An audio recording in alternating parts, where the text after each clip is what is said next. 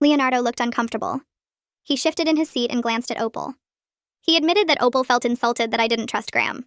I countered that Graham himself suggested the prenup and signed it willingly. I said Graham understood why it was necessary and supported the decision completely. Graham nodded beside me. Leonardo didn't have an answer for that. The dinner ended with nothing resolved. Our food came and we ate in silence. Opal refused to even look at me as we left. She walked out of the restaurant ahead of everyone else. Leonardo paid the bill and apologized quietly before following his wife.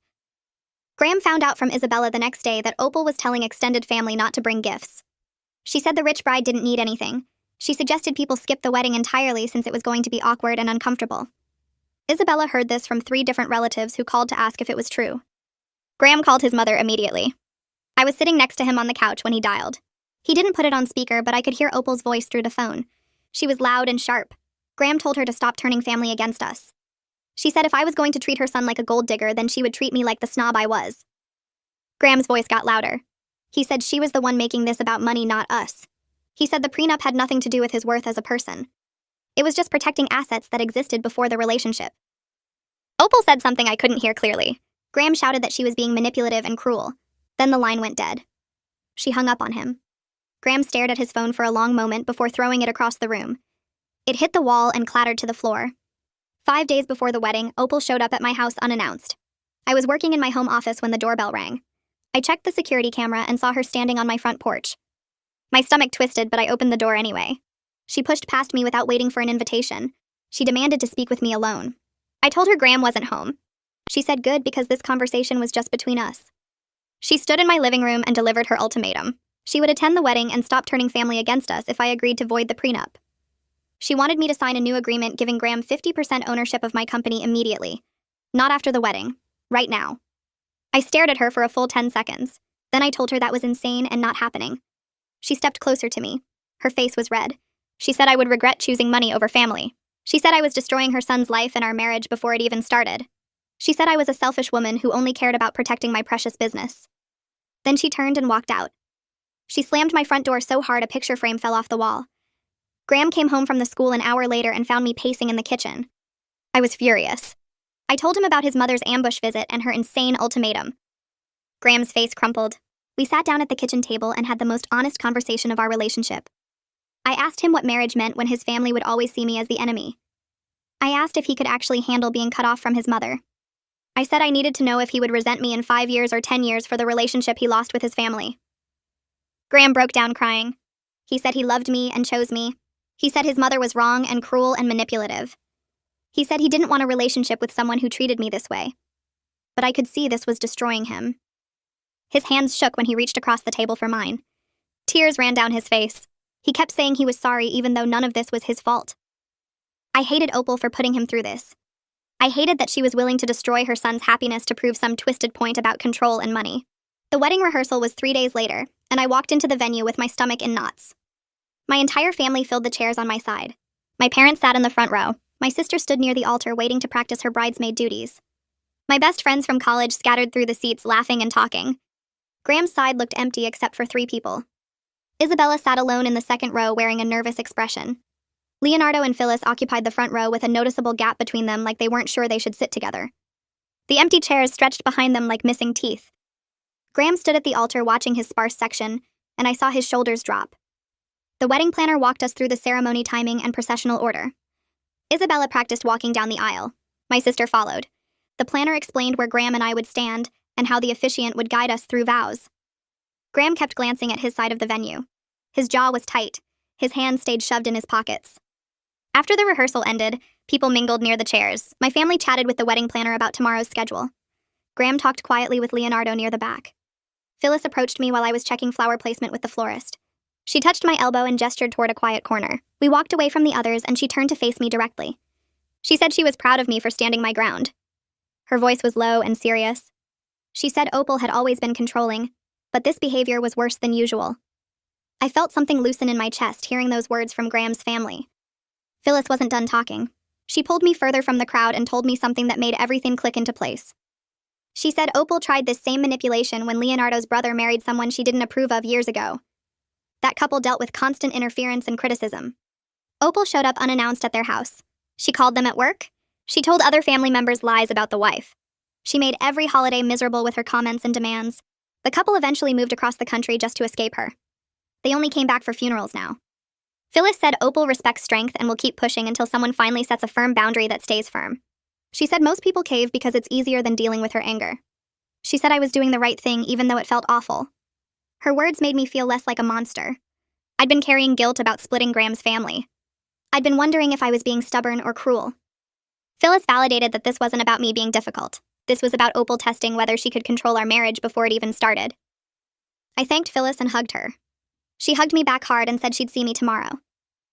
Graham and I drove home in silence. He reached for my hand halfway there and squeezed it. Neither of us knew what to say. The morning of the wedding arrived with my phone ringing at 7. Graham's name lit up the screen. I answered and heard tension in his voice immediately. He said his mother called him. She was at the venue. She wanted to talk to both of us before the ceremony. My stomach dropped. I asked if he was serious. He said yes, and he was already getting dressed. I threw on jeans and a sweater and met him at the venue 30 minutes later. We walked in through the side entrance and found Opal standing near the altar in a navy dress with her hair done. She wore makeup and jewelry. She looked ready for a wedding. Leonardo stood beside her looking uncomfortable in his suit. His hands were clasped in front of him. His eyes darted between Opal and us. Graham asked what was going on. Opal smiled like she was doing us a favor. She said she'd been thinking all night and decided to attend after all. She said she didn't want to miss her son's wedding over a disagreement. Relief started flooding Graham's face until she kept talking. She said she would attend and be civil if I agreed to add one small clause to the prenup. Just one tiny addition. She wanted the prenup to give Graham half of any business growth that occurred during our marriage. She said it was only fair since he'd be supporting me emotionally while I built the company further. She said existing assets could stay mine, but future growth should be shared. Leonardo shifted his weight and stared at the floor. Graham looked at me with panic in his eyes. I felt rage replace the brief hope I'd felt. She was doing this now. 2 hours before our ceremony. She thought she could corner us when we were vulnerable and emotional and force a last-minute change. I looked directly at Opal and kept my voice level. I told her the prenup was signed and filed with our attorneys. This conversation was over. She needed to decide right now if she was staying or leaving. Opal's smile disappeared. She started to speak, but Graham cut her off. He stepped beside me and told his mother he loved her, but he was marrying me with or without her blessing. He said she needed to stop trying to negotiate his marriage like a business deal. His voice shook but stayed firm. He said we were getting married in 2 hours and she could either support that or leave. Opal stared at us. Her face went red. Her mouth opened and closed. Leonardo touched her arm, but she shook him off. She looked at Graham like she was waiting for him to break. He didn't break. He stood next to me with his hand finding mine. Opal turned and walked toward the exit. Her heels clicked on the floor. Leonardo hesitated for just a moment before hurrying after her. The door closed behind them. Graham and I stood alone in the empty venue. His hand was shaking in mine. I pulled him into a hug and felt him take a shuddering breath against my shoulder. We held each other for a long minute before the wedding planner came in asking if everything was okay. We separated and Graham wiped his eyes. He said everything was fine. We had a wedding to finish preparing for. The ceremony happened 3 hours later. The venue looked beautiful with white flowers and soft lighting. My side was packed with family and friends. Graham's side had Isabella in a bridesmaid dress standing near the altar, and Phyllis sitting alone in the front row. The empty chairs behind her were obvious. The officiant began, and I walked down the aisle seeing Graham's face. He looked at me like I was the only person in the room. Isabella cried through the entire ceremony. Tears ran down her face during the readings. She dabbed at her eyes with a tissue during the vows. Phyllis sat straight in her seat, making sure Graham's section wasn't completely empty. Graham said his vows about choosing to build our own family, and my eyes filled with tears. I knew what those words cost him. I knew he was choosing me over his mother. I said my vows about partnership and trust and building a life together. We exchanged rings. The officiant pronounced us married. Graham kissed me, and I heard cheering from my side and quiet clapping from Isabella and Phyllis.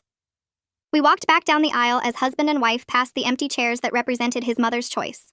The reception started an hour later at the same venue. We'd moved to a different room with tables and a dance floor. My family filled half the space. Graham's relatives started showing up. His cousin arrived with his wife. His aunt came in with her husband. 2 of his childhood friends walked through the door. None of them had been at the ceremony. They'd skipped the important part but showed up for the party. Graham was gracious. He hugged them and thanked them for coming.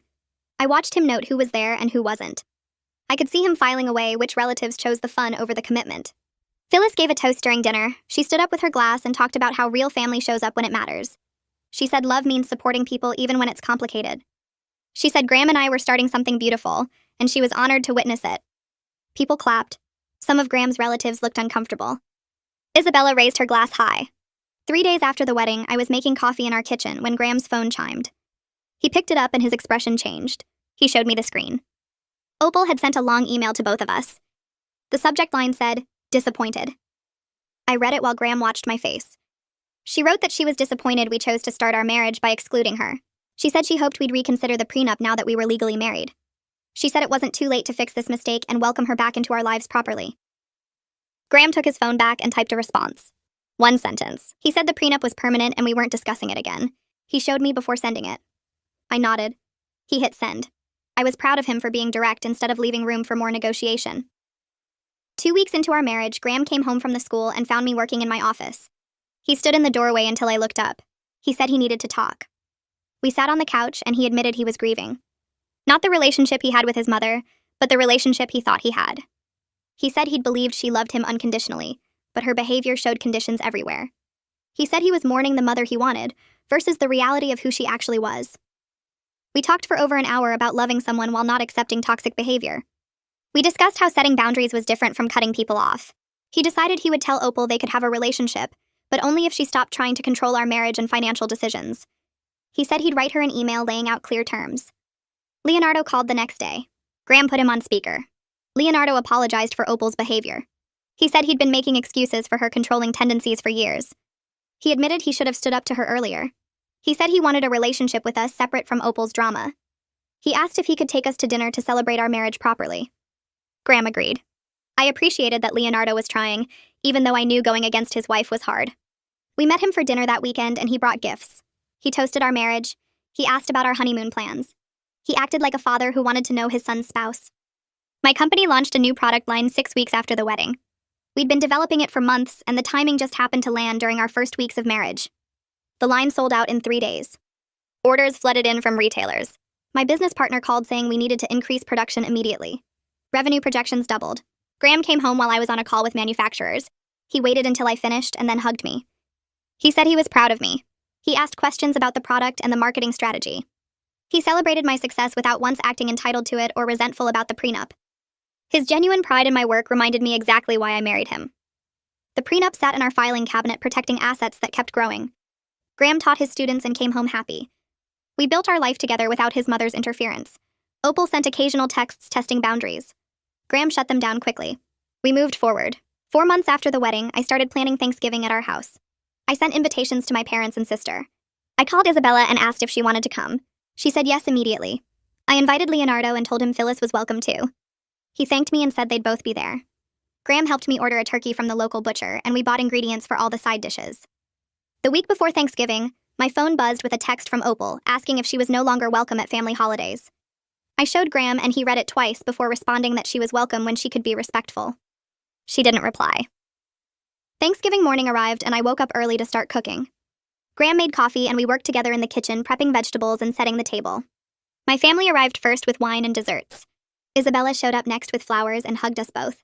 Leonardo and Phyllis came last, carrying a homemade pie. We all gathered around the dining room table and I looked at the faces surrounding us. These were the people who showed up. These were the people who supported our marriage without conditions or ultimatums. Graham said a short toast thanking everyone for being there, and I saw his eyes get a little wet. The meal was relaxed and easy without Opal's tension hanging over everything. People laughed and told stories and asked questions about our lives together. Isabella talked about her new job, and Phyllis shared updates about her book club. Leonardo asked Graham about his students and seemed genuinely interested in the answers. After dinner, we sat in the living room and my dad challenged Graham to a card game while everyone else watched. The house felt warm and full in a way that had nothing to do with blood relations and everything to do with chosen family. I cleaned up the kitchen later that night feeling grateful for the people who stayed and relieved about the person who didn't show up. Isabella pulled me aside 3 weeks after Thanksgiving, while Graham was getting drinks at a family birthday party for one of his cousins. She said Opal had been calling relatives complaining about being excluded from holidays and family events. Several family members apparently told her she brought this on herself by threatening to boycott the wedding and trying to control our marriage. Isabella said her mom was shocked that people weren't taking her side. She said the family dynamics were shifting as people recognized the manipulation tactics now that someone finally stood up to her instead of just giving in to keep the peace. Graham's cousin mentioned to him later that same night that Opal had called her crying about how I turned her son against her. The cousin said she told Opal that Graham made his own choices and maybe she should respect them. Graham seemed lighter after that conversation. He told me on the drive home that he'd spent years thinking he was the only one who saw his mother's behavior clearly. He said it helped knowing other people recognized the patterns too. He said he felt less guilty about the boundaries we set because his family was validating that those boundaries were reasonable. I watched him relax over the following weeks as more relatives reached out to maintain relationships with us, separate from Opal's drama. His aunt invited us to dinner. His cousin asked if we wanted to meet up for drinks. People were choosing to stay connected despite Opal's attempts to turn them against us. 6 months into our marriage, Graham and I sat on our back patio watching the sunset over the mountains. He said he'd been thinking about how much we'd grown stronger by facing the prenup drama together right at the start of our marriage. We established clear boundaries with his mother before we even said our vows. We built our own family traditions during holidays without waiting for permission or approval. We learned we could weather serious conflict as a team and come out closer on the other side.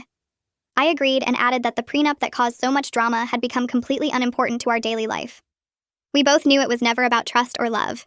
It was about protecting what I built before we met, and keeping that separate from our partnership.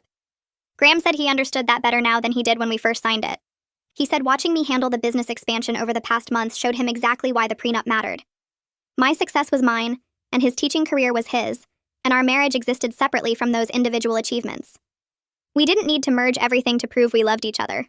The legal protection just meant we were smart enough to plan for worst-case situations while hoping for the best. We started planning a belated honeymoon trip the following week. Graham wanted to go somewhere warm with beaches and good food. I suggested a resort in Mexico that Juliet recommended. We booked flights and a hotel room with an ocean view. Graham got excited looking at photos of the property and making lists of activities we could do. We hadn't taken a real vacation since the wedding because of all the family drama and business expansion. This trip felt like finally moving forward without the weight of everything hanging over us. Opal sent a text 2 days before we left asking if we were really going to Mexico without inviting her. Graham responded that it was our honeymoon and we'd already been married 6 months. She didn't reply. On the plane, Graham held my hand during takeoff and said he was genuinely excited about our future together. We'd built exactly the partnership we wanted based on mutual respect and clear communication. We understood that protecting yourself doesn't mean you don't trust your partner. It means you're smart enough to separate love from legal protection. The prenup sat in our filing cabinet protecting my company while we built our life together day by day. Opal sent occasional texts testing boundaries, but Graham shut them down quickly, and we moved on with our lives focused on what we were building instead of what we left behind. My parents emptied my college fund for my brother's failed restaurant. Now they need saving from homelessness, and I'm expected to step up and be the good daughter. I found out the money was gone 3 weeks before my high school graduation. I'd been accepted to my dream school with a partial scholarship, and my parents had promised since I was a child that they'd saved enough to cover the rest. $62,000 in an account with my name on it. Money my grandparents had contributed to before they died. Money I'd added to every birthday and Christmas when relatives gave me checks. Money that was supposed to be my future. My mother sat me down at the kitchen table and explained that they'd had to make a difficult decision. My brother Keith, who was 28 at the time and had never held a job for more than a year, had a once-in-a-lifetime opportunity. A friend was selling a restaurant space for cheap, and Keith had always dreamed of being a chef. He just needed some capital to get started. They'd used my college fund as an investment. They expected to pay it back within 2 years once the restaurant took off. I asked why nobody had discussed this with me. My mother said they didn't want to worry me during my senior year. They knew I'd understand because I'd always been the reasonable one. The mature one. The one who never caused problems like Keith did. She actually said that like it was a compliment. Like being responsible meant I deserved to have my future stolen. I asked what I was supposed to do about college. She said I could take out loans like everyone else. That it would teach me the value of hard work. That Keith had struggled his whole life and deserved this chance, while I'd always had things easy. I had things easy because I worked for them. Because I got good grades and stayed out of trouble and never asked my parents for anything extra. Keith had things hard because he dropped out of college twice, got fired from every job he had, and expected our parents to bail him out of every mess he created. But somehow I was the one who needed to learn about hard work. My father said nothing during the conversation. Just sat there staring at the table while my mother explained why my brother's dream was more important than my education. When I looked at him for support, he mumbled something about how family had to stick together during tough times. I took out loans, deferred my enrollment for a year so I could work and save money, went to community college first to reduce costs, then transferred to a state school instead of my dream university. Graduated with $53,000 in debt that I'm still paying off 8 years later. Keith's restaurant lasted 11 months. When the restaurant closed, he blamed the location, the economy, the customers who didn't appreciate his vision, everyone except himself. My parents lost their entire investment. The $62,000 from my college fund, plus another $40,000 they'd added from their retirement savings when Keith said he just needed a little more to turn things around. Over $100,000 gone because my brother wanted to play chef. They never apologized to me. Not once. My mother said it was unfortunate, but they couldn't have known it wouldn't work out. My father still said nothing. Keith moved back into their house and has been living there rent-free ever since. He's 36 now and works part-time at a grocery store. I moved across the country after college, got a job in marketing that slowly turned into a career, paid my own rent, my own bills, my own student loans, built a life with absolutely no help from the family that had promised to support me, and then chose my brother instead. I visited twice a year at most, kept conversations shallow, never stayed longer than a weekend. My parents complained that I was distant, that I'd changed, that I didn't value family anymore. I let them think whatever they wanted. Then last year, my father got sick. Nothing life-threatening, but he needed surgery and couldn't work for several months. My mother had already retired, and their savings were gone. The retirement fund they'd emptied for Keith's restaurant. The equity in their house they'd borrowed against to keep the restaurant afloat a few extra months. Gone, all of it. They called me on a Tuesday night. My mother did most of the talking while my father sat quietly in the background, just like he had 8 years ago when they told me my college fund was gone. She said they needed help with the mortgage, just for a few months until Dad could work again. She said they knew things had been strained, but they were still my parents and they needed me. I asked how much. She said $4,000 a month. I did the math. That was roughly the same as my student loan payment, which I'd been making every month for years because they'd stolen my education fund. I asked if Keith was contributing. She got quiet. He was living with them rent-free, working part-time, contributing nothing, and they were asking me, the one who'd been forced into debt because of him, to pay their mortgage. I said no. My mother started crying. I ended the call and sat on my couch staring at my phone. But 20 minutes passed while I tried to process what just happened. My mother's crying still played in my head like a broken record. $4,000 a month. The same amount I paid toward my student loans every single month. Loans that only existed because they took my college fund and gave it to Keith. The math was too perfect to be a coincidence. They wanted me to pay for their mistake twice. Once when they stole my future, and now again to save them from the consequences of that choice. My phone lit up with my mother's name. I let it ring until it went to voicemail. 3 minutes later, she called again. I watched the screen flash and did nothing. The third call came 10 minutes after that. I turned the phone face down on the coffee table and walked to the kitchen to make tea I didn't really want. When I came back, there were 3 new voicemails waiting. I played them on speaker while I sat cross-legged on the floor. The first message was my mother crying. Her voice broke between words as she begged me to reconsider, to think about what would happen to them if they lost the house. The second message had less crying and more anger. She said she couldn't believe I was abandoning them in their time of need. That family was supposed to help each other. That she never thought her own daughter would turn her back on her parents when they needed her most. The third message was pure accusation. I was selfish. I was cruel. I had changed into someone she didn't recognize. I cared more about money than my own family. She hoped I could live with myself when they ended up homeless. I deleted all 3 messages and put my phone on silent. The next morning at work, I sat through the team meeting without hearing a single word anyone said.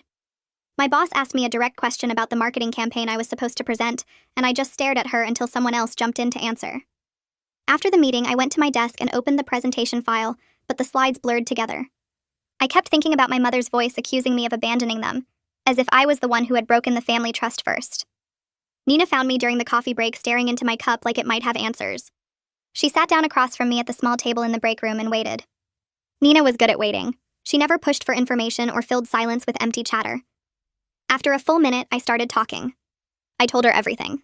8 years of resentment poured out in the break room while other coworkers came and went around us. I told her about finding out my college fund was gone 3 weeks before graduation. About my mother explaining that Keith deserved this chance because he'd struggled while I'd always had things easy. About taking out loans and working 2 jobs and going to community college instead of my dream school. About Keith's restaurant failing after 11 months and my parents never apologizing. About Keith living rent-free for 8 years while I paid off debt that shouldn't exist. About the phone call last night asking for $4,000 a month while Keith contributed nothing. Nina listened to all of it without interrupting once. When I finally stopped talking, she leaned back in her chair and crossed her arms. Her face showed something between anger and disgust, but not at me. She looked at me for a long moment and then said exactly 7 words that made something click into place in my brain. So they want you to pay for their mistake twice? I felt something shift in my chest. That was exactly what they wanted. They'd already taken my college fund and destroyed my financial future once. Now they wanted me to hand over the same amount of money every month to fix the mess they'd made with that stolen money. They wanted me to pay for Keith's failed restaurant twice. Once with my education, and again with my current income. Nina told me about her husband, Greg. His family had done something similar years ago. They'd borrowed money from him over and over, always promising to pay it back, never following through. They'd guilt-tripped him with sick relatives and financial emergencies and family loyalty speeches. Greg had finally cut them off completely, because helping them was destroying his own life. His parents had figured out their problems once they realized he wasn't going to be their bank anymore. And they'd downsized their house and picked up part-time work, and somehow survived just fine without his money. Hearing that made me feel less alone. Less like the terrible daughter my mother was painting me as in those voicemails. That evening, my phone rang from a number I didn't recognize. I almost didn't answer, but something made me pick up. My father's voice came through weak and rough from the surgery. He didn't waste time on small talk. He said family helps family. He said they raised me better than this. He said they needed me, and I was turning my back on them when they had nowhere else to go. I asked him directly why Keith wasn't helping. Keith lived there rent-free. Keith had lived there rent-free for 8 years. Why wasn't Keith paying anything toward the mortgage he benefited from every single day? My father went quiet. I could hear him breathing on the other end of the line. The silence stretched for so long I thought he might have hung up. Then he mumbled something about Keith going through a tough time. Keith couldn't afford to contribute right now. Keith was struggling. Something snapped inside me. I asked when exactly Keith's tough time would end. He'd been going through a tough time for my entire life. He'd been struggling and sensitive and unable to handle responsibility for over a decade, while I'd been handling everything on my own. When would it be enough? When would Keith have to actually contribute instead of taking? My father's voice changed. He sounded hurt now instead of weak. He said I'd become hard, cold. I used to be such a sweet girl who cared about family. He didn't know what happened to that girl, but he missed her. I hung up without saying goodbye. I went to my bedroom and pulled a cardboard box from the top shelf of my closet. Inside were all my old college acceptance letters. I spread them across my bed and looked at each one. The scholarship offer from my dream school with their prestigious marketing program. The financial aid package that would have covered everything with my college fund. The acceptance letter I'd cried over when it arrived because I was so happy and proud. All of it gathering dust because my parents chose Keith's restaurant dream over my education. I grabbed my laptop and opened a spreadsheet. I started calculating the real cost of their decision. $53,000 in current student loan debt. I looked up the interest rate and payment schedule. Over the life of the loans, I'd pay back almost $78,000. $25,000 in pure interest. Money going to banks instead of savings or retirement or a house down payment. Then I tried to calculate the career opportunities I'd missed by starting at community college instead of my dream university. The networking connections I didn't make, the internships I couldn't access, the jobs that wanted candidates from prestigious schools. How much had that cost me in salary over 8 years? Another $50,000? More? The number made my stomach turn. Their decision to steal my college fund had cost me over $100,000 in debt, interest, and lost opportunities. And now they wanted me to give them $4,000 every month on top of that. They wanted me to keep paying for Keith's failure forever. I closed the spreadsheet and stared at the numbers until they blurred. My phone sat on the desk next to my laptop, dark and silent.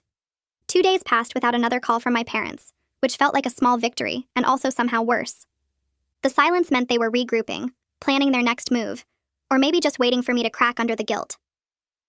When my phone finally rang on Thursday afternoon, I didn't recognize the number. I almost let it go to voicemail, but something made me answer. The voice on the other end was familiar in a distant way, like a song I hadn't heard in years. My aunt, my father's sister who lived 3 states away and sent birthday cards with $20 bills inside until I turned 18.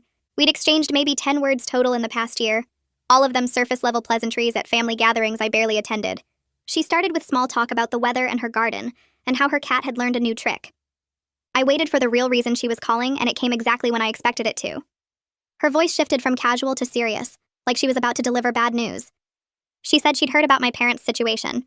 She said family loyalty mattered more than anything else in this world. She said my grandparents, her own parents, would be so disappointed in me right now if they could see how I was treating my mother and father in their time of need. I asked if she knew the whole story. She paused for just a second, then brushed it off as ancient history that I needed to get over. People make mistakes, she said. Parents do their best. Holding on to anger from years ago was unhealthy and petty. I told her I was still paying for that ancient history every single month, that my student loan payment was proof that the past wasn't actually past at all. She sighed like I was being difficult on purpose. She said I was holding grudges and being small-minded about money when my parents might lose everything. The guilt trip rolled out exactly like I knew it would. She asked if I'd be able to live with myself if my parents ended up homeless. She painted a picture of them living in their car or in some terrible shelter, all because their daughter refused to help when she had the means. The manipulation was so obvious it almost made me laugh. Except I could feel it working anyway.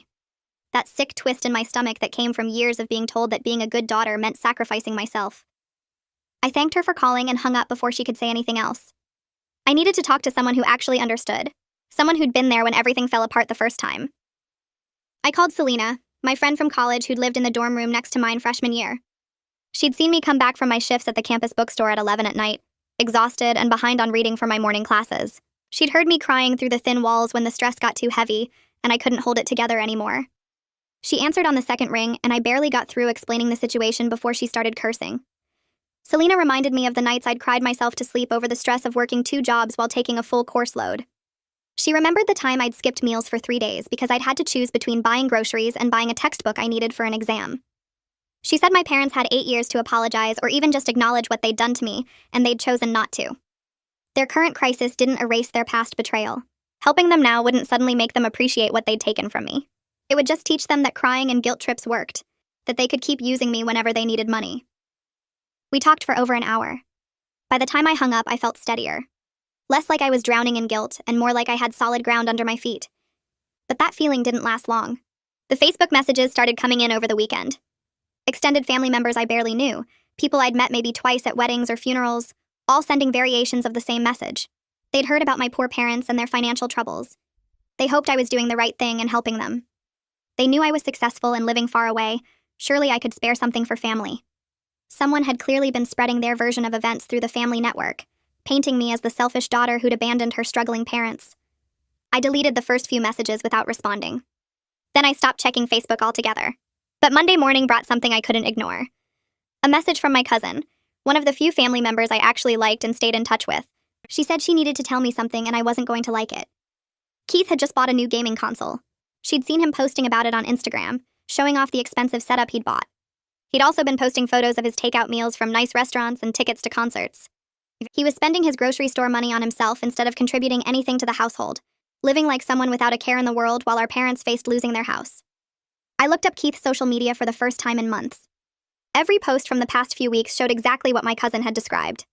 Photos of new video games still in their packaging, pictures of fancy burgers and craft beer from trendy restaurants, screenshots of concert tickets for shows that cost $50 minimum. He'd posted a photo of his new gaming setup 3 days ago, with a caption about treating himself. 3 days ago. Right around the time my parents had called me begging for mortgage money. I stared at the photos until my vision went blurry. Keith was living in their house for free, eating their food, using their electricity and water, and spending every dollar he earned on himself. Meanwhile, my parents were asking me, the daughter they'd forced into debt, to cover their mortgage. The daughter who'd worked 2 jobs through college while Keith played chef with my education fund. The daughter who'd built a stable life without any help from them while Keith had been carried for 8 years straight. Monday morning, I walked into the office and couldn't focus on anything. The client presentation I'd been preparing for weeks felt impossible. I'd practiced it a dozen times, knew every slide by heart, but standing in front of the conference room, I lost my place. I stumbled over words I'd said perfectly in practice. I mixed up statistics and had to backtrack. I could see my boss watching me with concern while the clients exchanged glances. When the meeting ended, she asked to speak with me privately. I followed her back to her office, expecting a lecture about professionalism. Instead, she closed the door and asked if everything was okay. I tried to brush it off, but she kept looking at me with genuine concern, not judgment. So I told her everything. The college fund theft, Keith's failed restaurant, my parents' current crisis, the family pressure campaign. I explained it all in one long rush of words, expecting her to tell me to leave my personal problems at home. She didn't. She leaned back in her chair and told me about her own family. Her brother had addiction problems, and her parents kept enabling him, kept asking her for money to bail him out of whatever mess he'd created. She'd finally had to set hard boundaries and cut off the money supply completely. Her parents had been furious. They'd called her selfish and heartless. But protecting herself financially wasn't selfish, she said. It was survival. Sometimes the people who are supposed to love you will try to drown you to save themselves, and you have to choose whether to let them pull you under or swim away. She told me to take a few days off and get my head straight. I sat in her office nodding while she talked about employee wellness and mental health resources, but all I could think about was how I'd let my family drama bleed into the one thing that was completely mine. My career. The thing I'd built with zero help from anyone back home. The thing that proved I could succeed without their support or their stolen money. Walking back to my desk felt like moving through water. I grabbed my laptop and told Nina I was taking the rest of the week off. She squeezed my shoulder and said that was probably smart. I drove home in the middle of the day, which felt strange and wrong. The apartment was too quiet. I made coffee I didn't drink and stared at my phone, half expecting another call from my mother. Instead, I opened my laptop and started typing. Not an email, not a work document, just a list. Everything I'd done on my own since the day they told me my college fund was gone. Put myself through community college while working 40 hours a week at a bookstore. Transferred to state school with a partial scholarship I'd earned through my grades, not their help. Graduated with my marketing degree despite working 2 jobs the entire time. Moved across the country with everything I owned in my beat-up car. Found this apartment, furnished it piece by piece from thrift stores and clearance sales. Built my career from an entry-level position to senior marketing specialist. Paid my rent every month for 8 years without missing a single payment. Made my student loan payments every month, $53,000 that should never have existed. The list kept growing. Every accomplishment felt bigger when I saw it written out like this, proof that I hadn't just survived without them. I'd actually done well. Meanwhile, Keith had been living in their house rent-free for those same 8 years, working part-time, contributing nothing, spending his grocery store money on video games and concerts while I paid down debt that existed because of him. My phone rang and my mother's name lit up the screen. I almost let it go to voicemail like I had been doing. But something about seeing my list of accomplishments made me feel stronger. I answered. She started crying immediately, big gasping sobs that sounded theatrical even over the phone. They were going to lose the house by the end of the month. They'd already missed 1 mortgage payment and the bank was sending threatening letters. My father's recovery was taking longer than expected, and they had no income and no savings and nowhere to turn. I waited until she finished and then asked the question I should have asked during the first call. Why could Keith afford new gaming consoles and concert tickets if things were so desperate?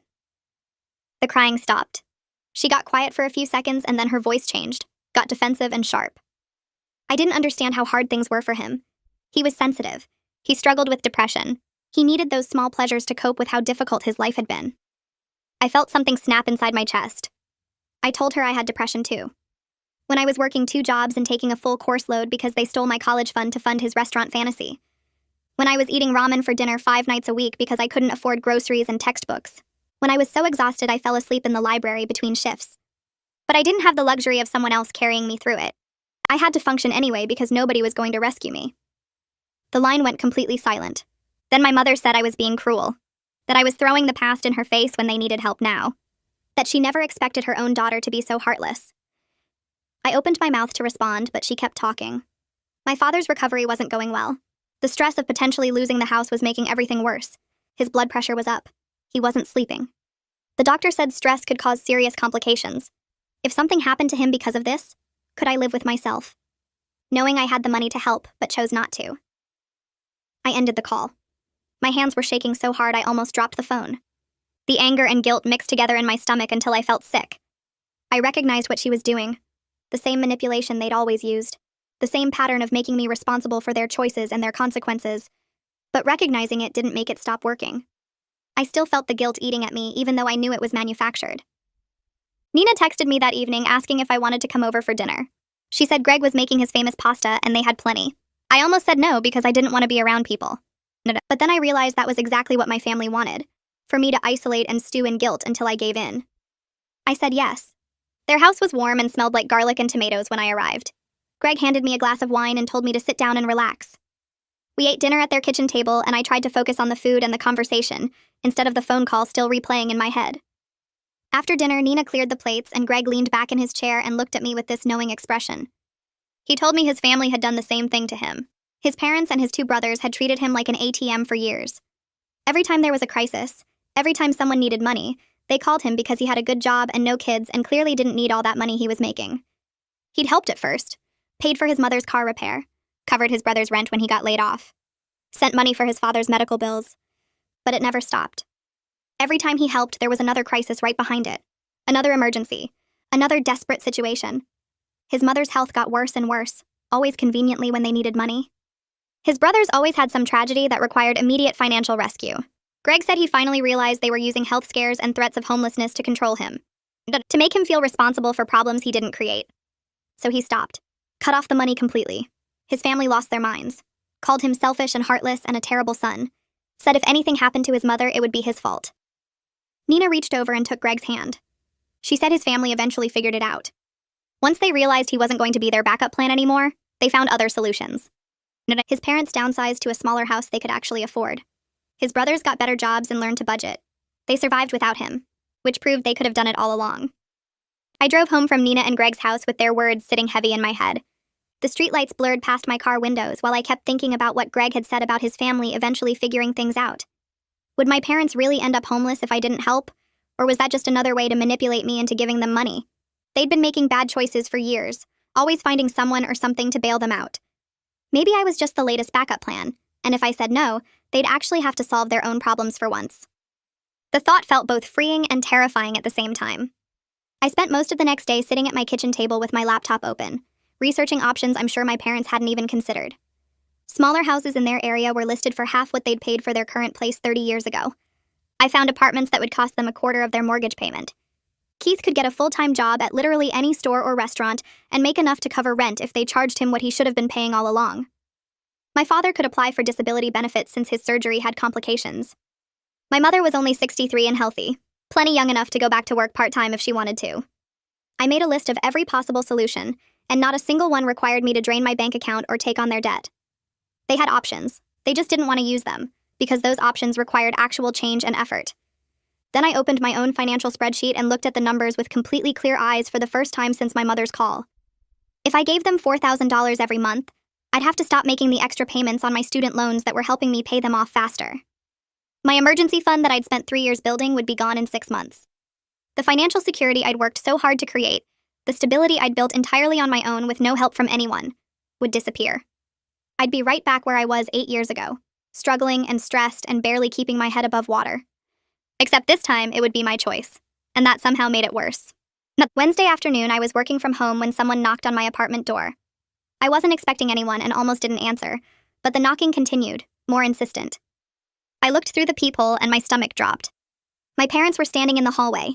My mother looked terrible, her face pale and drawn with dark circles under her eyes like she hadn't slept in days. My father was leaning heavily on a cane, his shoulders hunched.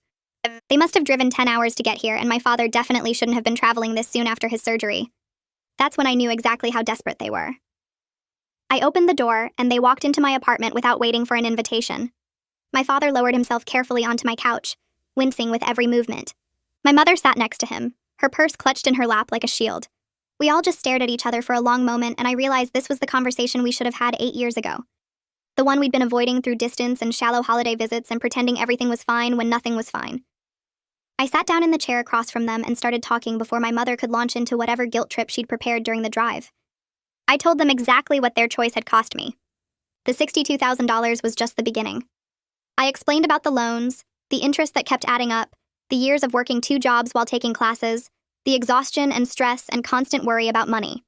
I talked about the career opportunities I'd missed because I'd started at community college instead of my dream school, the connections I didn't make, the internships I couldn't take because I had to work instead. My mother opened her mouth to interrupt with some justification, but I kept going. 8 years of silence was ending right now, and she was going to hear all of it. My father finally spoke up, his voice quiet and strained. He said they'd really believed the restaurant would work. They thought they were investing in Keith's future, that the restaurant would succeed, and they'd be able to pay me back with interest, maybe even more than they'd taken. He actually sounded like he was trying to understand why I was so upset, like this was the first time he'd really thought about it from my perspective. But his words just made me angrier, because they'd never once considered investing in my future the same way. I asked him directly why Keith's future was worth investing over $100,000 in, but my education wasn't worth the $62,000 they'd promised me since I was a child. Why did Keith's dream of being a chef deserve their money and their retirement savings and the equity in their house, but my dream of going to my top choice school didn't deserve the money that was literally already mine? My mother jumped in and said it wasn't the same thing at all. Keith had needed help, she said. He'd struggled his whole life, and this was his one chance.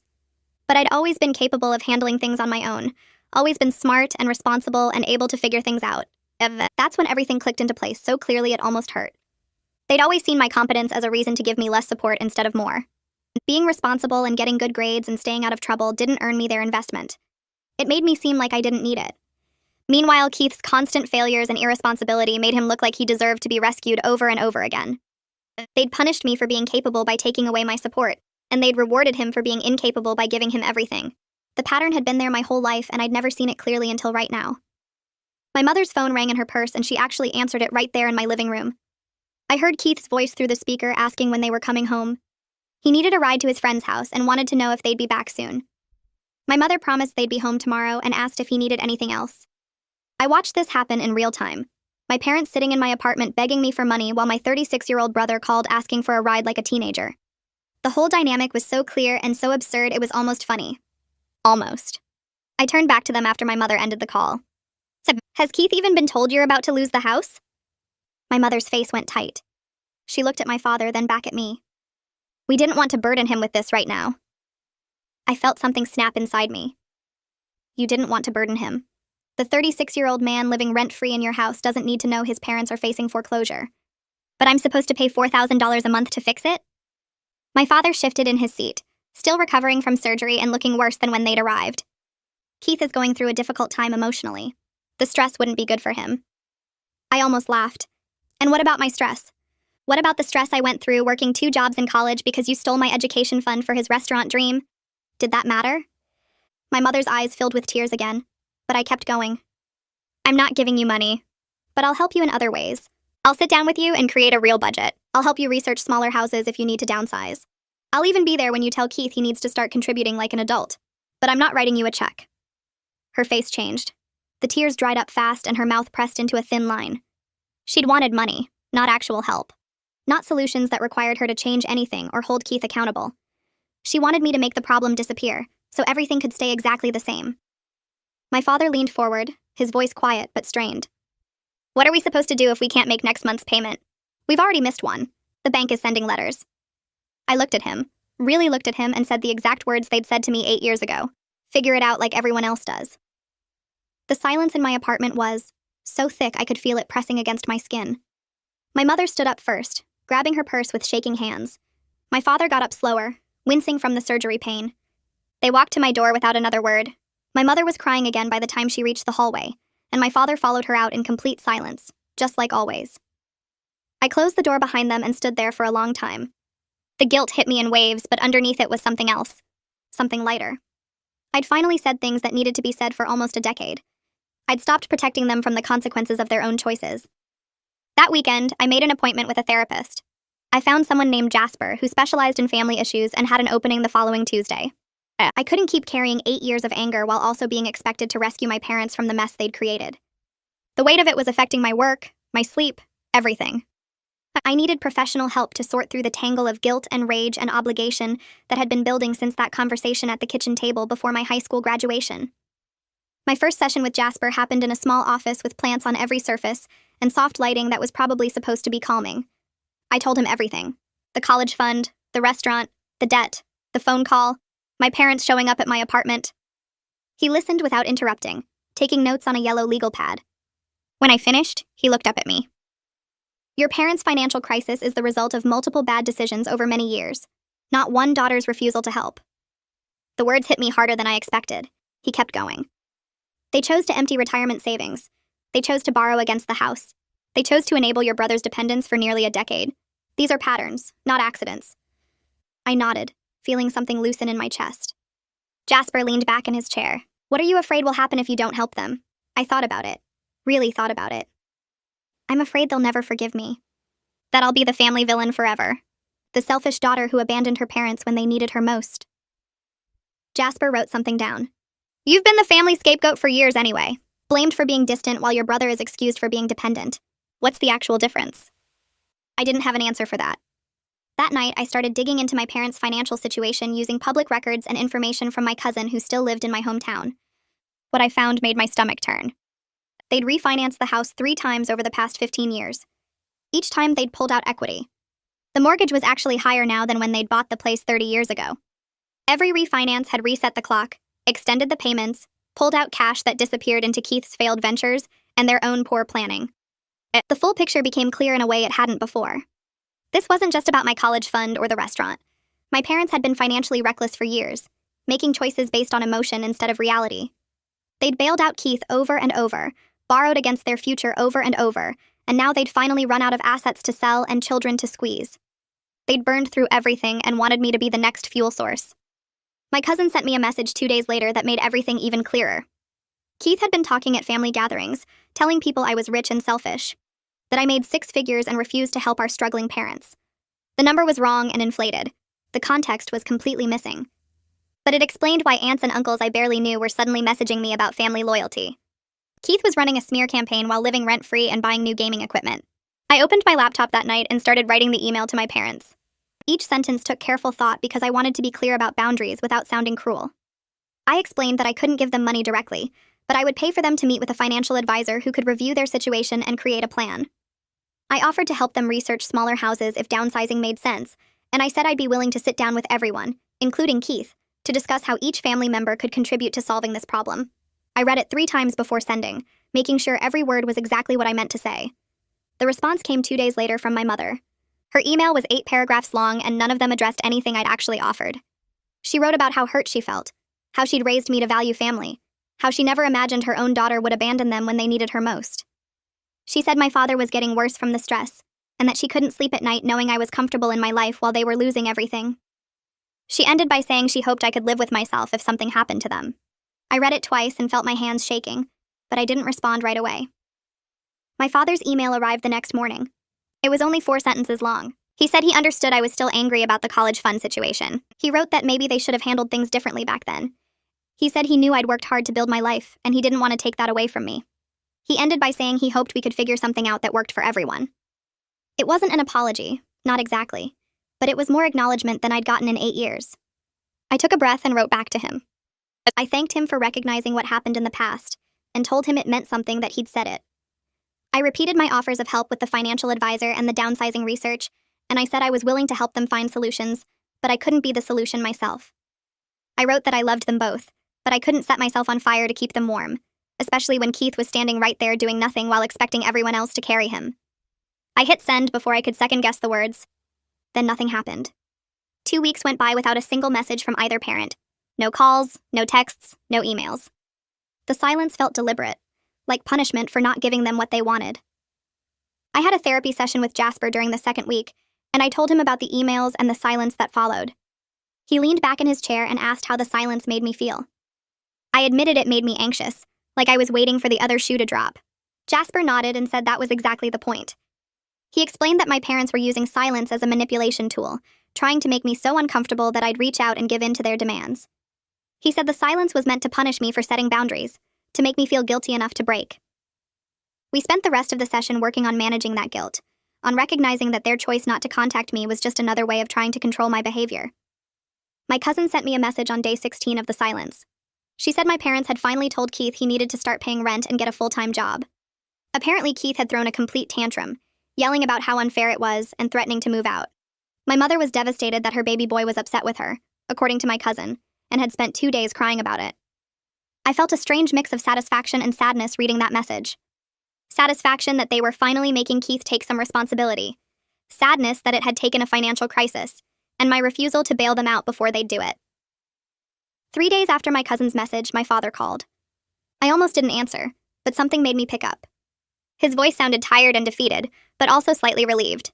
He told me they'd decided to sell the house and move to a smaller place. He said they'd been in denial about their situation for too long, and that my refusal to help had forced them to face reality.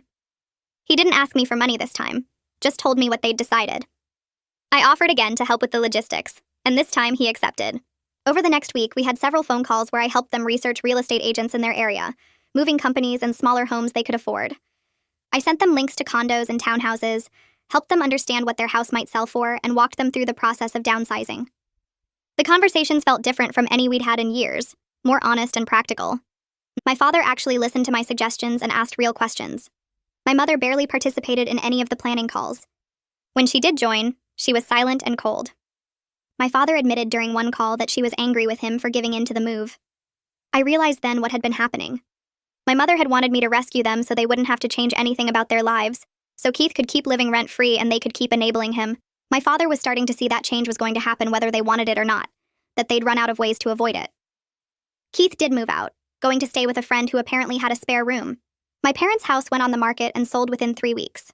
They found a small 2-bedroom condo in a complex for people over 55, and the mortgage payment was less than half what they'd been paying.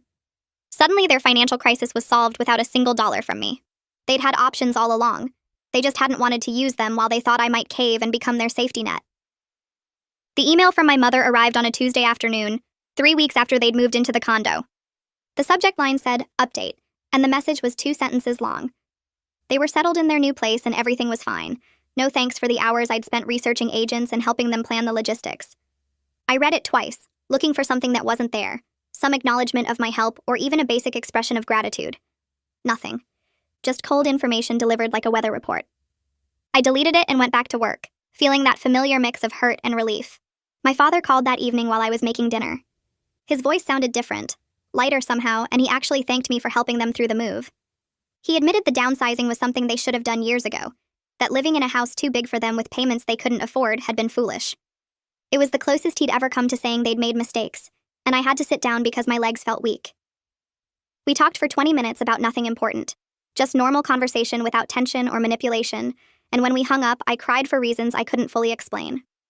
Jasper's office had become familiar over the past few months, the worn leather chair and the plant in the corner constants in a life that felt constantly shifting. I told him about my mother's cold email and my father's unexpected phone call, about feeling vindicated that they'd found solutions without my money, but also sad that it had taken a crisis to force any change. He leaned forward and said something that stuck with me. Both things could be true at the same time. I could be right about my boundaries and still feel sad about the family dysfunction that made those boundaries necessary. Making the right choice didn't mean it wouldn't hurt. I sat with that for a while, letting myself feel both the satisfaction and the grief, without trying to cancel one out with the other. The relief of being right and the pain of family wounds that might never fully heal existed together in my chest, and for the first time, I didn't try to push either feeling away. And 3 months after that initial phone call from my mother, I stood in my bathroom getting ready for work and realized I felt different. Not happy exactly, but stable in a way I hadn't been in years. My emergency fund was intact, my student loan balance was going down instead of up, and my work performance reviews were strong again. I'd survived my family's disappointment without falling apart or giving in. The guilt still showed up sometimes, usually late at night when I couldn't sleep, but it didn't control me anymore. I'd learned I could feel guilty and still know I'd made the right choice, that their opinion of me didn't have to become my opinion of myself.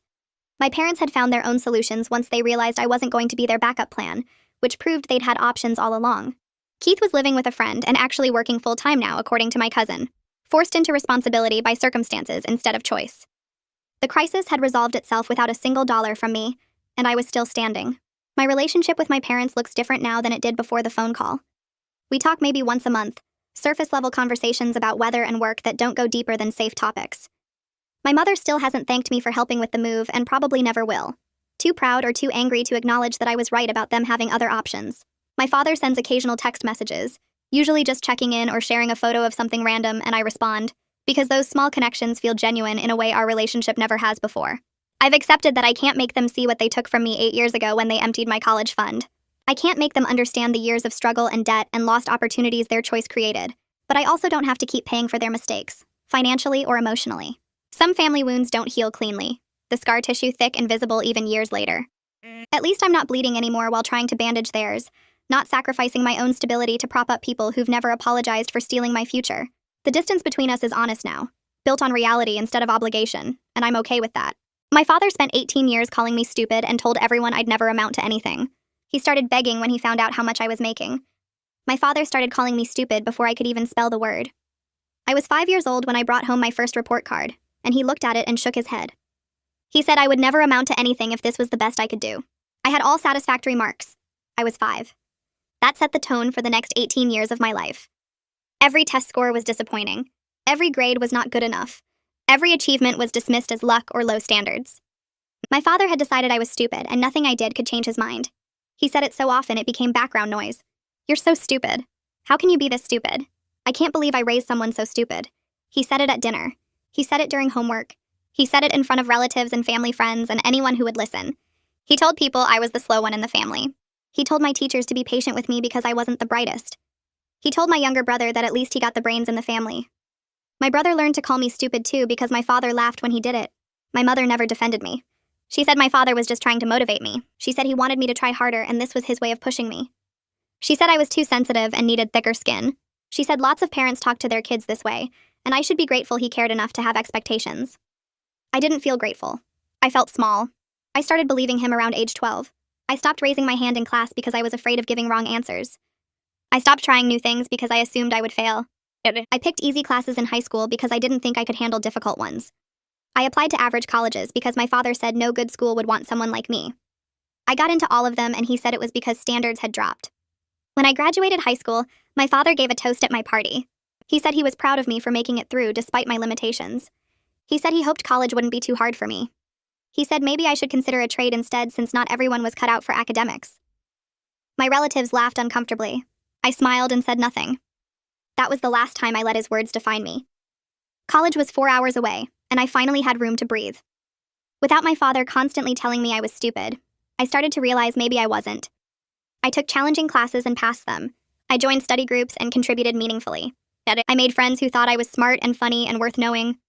I got on the dean's list